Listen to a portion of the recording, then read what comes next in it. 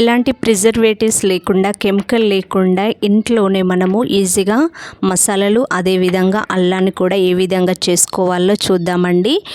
Without fridge తోటి మనము store చేసుకోవచ్చు. ఇక్కడ నేను అల్లాన్ని తీసుకుంటున్నాను. అల్లాన్ని పెద్ద పేడుగా ఉన్నాయి తీసుకోవాలండి. అప్పుడు మనం ఈజీగా క్లీన్ చేసుకోవడానికి ఉంటుంది, పేస్ట్ చేసుకోవచ్చు. ఇక్కడ అల్లాన్ని ముందుగా మనం వాటర్లో నానబెట్టుకోవాలండి. ఒక 10 మినిట్స్ వదిలేసామంటే ఈ విధంగా డస్ట్ అనేది కంప్లీట్గా వెళ్ళిపోతుంది. ఈ విధంగా ఒక 3-4 టైమ్స్ క్లీన్ చేసిన తర్వాత ఈ జాయింట్ ఉంటాయి కదా, ఆ మధ్యలోకి కట్ చేసుకొని, ఇప్పుడు ఆల్రెడీ నాని ఉన్నాయి కాబట్టి మనకు ఆ పీల్ కూడా ఈజీగా తీసేయచ్చు. ఇప్పుడు నీట్గా వీటిని మనం వాటర్ కంటెంట్ అనేది లేకుండా చేసి చిన్న ముక్కలుగా కట్ చేసుకొని మనం డ్రై చేసుకోవాలండి. ఇక్కడ వెల్లుల్లి రెబ్బలడు తీసుకుంటున్నాను. ఎప్పుడైనా సరే వెల్లుల్లి రెబ్బలు ఈ విధంగా మనం రివర్స్గా పెట్టి ఈ విధంగా మనము ఏదైనా వెయిట్ దాంతో కొట్టామంటే ఈజీగా మనకు పొట్టు అనేది వస్తుందండి. ఎక్కువ టైం కూడా పట్టదు.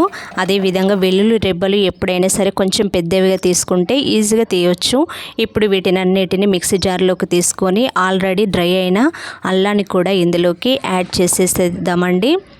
అల్లము దాన్ని తేమ లాంటిది లేకుండా చూసుకోవాలి, అంతే అండి. మరీ డ్రై అవ్వాల్సిన అవసరం లేదు. ఇందులోకి సరిపడినంత సాల్టు, అదేవిధంగా 1 టేబుల్ స్పూన్ వరకు పసుపు, 2 టేబుల్ స్పూన్ వరకే ఆయిల్ వేసుకొని ఈ విధంగా మెత్తగా పేస్ట్ చేసుకొని ఒక జార్లోకి మనం పెట్టుకోవాలండి. ఏదైనా గ్లాస్ కంటైనర్ కానీ, లేదు అంటే ఈ విధంగా చిన్న జాడీ లాంటివి దొరుకుతాయి పికిలి, ఇందులోకి స్టోర్ చేసుకొని ఫైనల్గా 1 టేబుల్ స్పూన్ వరకు ఆయిల్ని కూడా యాడ్ చేసి మనము పక్కన పెట్టుకున్నామంటే వితిన్ 1 మంత్ వరకు ఫ్రెష్గా ఉంటుందండి. కలర్ కూడా చేంజ్ కాదు. ఇక్కడ మసాలాలు చూద్దాం. గరం మసాలా అంటే నేను నార్మల్గా వెజిటేబుల్ కర్రీలలో వేసుకోవడానికండి.